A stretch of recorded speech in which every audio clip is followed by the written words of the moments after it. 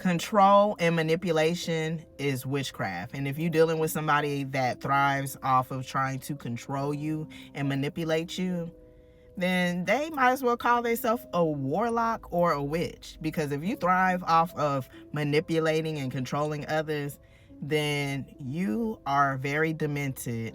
And control and manipulation are not personality flaws. They are practices. And a toxic person and a narcissist does not thrive off of love, peace, nor connection.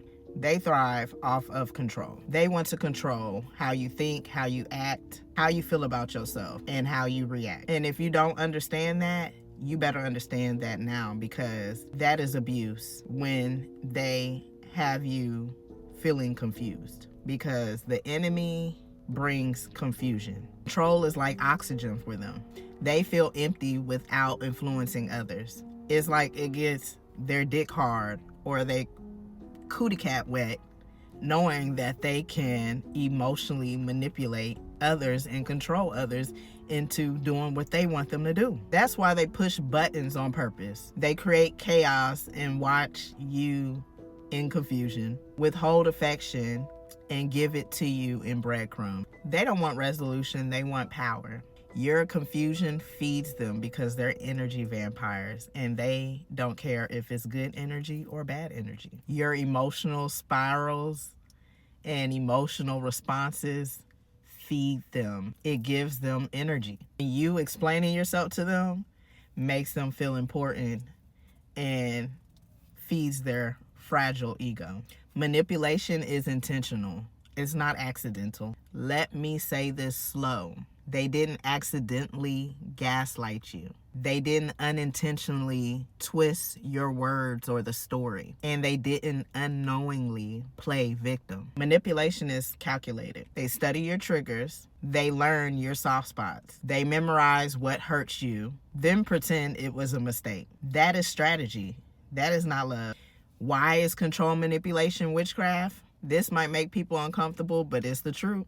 Witchcraft at its core is about influence, intention, and bending the will of others. And manipulation does the same thing. When someone rewrites your reality, breaks your intuition, has you second guessing your discernment, makes you doubt your own memory, and conditions you to accept disrespect in them overstepping your boundary. They are practicing mental and emotional domination to break you down so that you can be a puppet and they can have you on a string and get you to do what they want you to do and bend at their instruction and not your own will. But they hate when you wake up to it, and they hate when you can see through that mask, and they hate when you can see that they are a wolf in sheep's clothing. The moment you stop reacting, the moment you stop explaining, and the moment you stop needing them to understand you, that's when the spell breaks.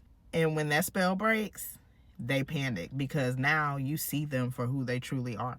Because control only works when you agree to participate. That's why they escalate. That's why they stalk. That's why they rage bait you, beg, cry, threaten, or change overnight, because they need access and they want to reestablish dominance over you. They are addicted to control.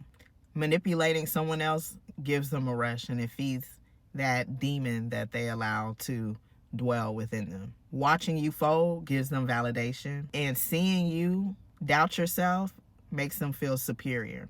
They don't miss you. They miss the version of you that they were able to bend. And then they got the nerve to call you cold. You change, you're heartless, you're cruel.